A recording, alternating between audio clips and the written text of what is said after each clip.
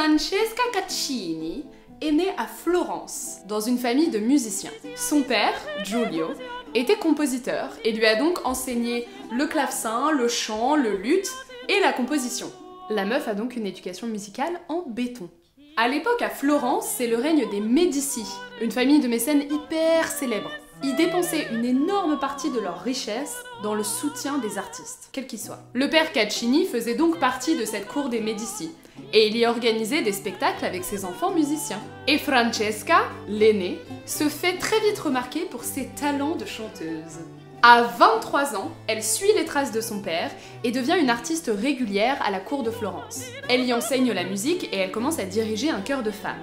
À 35 ans, elle est la musicienne la mieux payée de tout Florence. Niveau vie sentimentale, c'est pas trop la joie parce que ses maris vont pas arrêter de mourir les uns après les autres. C'est pour ça qu'on la connaît sous son nom de jeune fille, Caccini. Bien qu'elle ait été une compositrice hyper productive, on a perdu la majorité de ses œuvres. Et le seul de ses opéras dont on a encore la partition est le premier opéra composé par une femme. Et oui, mesdames et messieurs, c'est en 1625 que Francesca Caccini compose la Liberazione di Ruggero. En français, c'est la libération de Roger. Qui, en plus, est un opéra féministe. Que demande le peuple? Cet opéra, à la base, est une commande pour l'arrivée du prince polonais au carnaval. Bon, ça, en soi, on s'en fout. Mais le prince a tellement kiffé qu'il lui en a commandé 2 autres, des opéras. Bon, par contre, on n'a plus les partitions, quoi.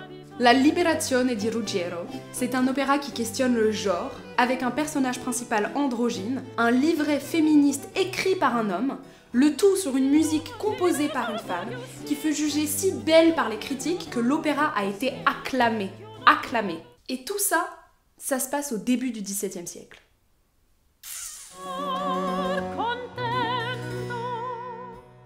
Io dico che il mio fuoco è tutto spento, chi mi domanda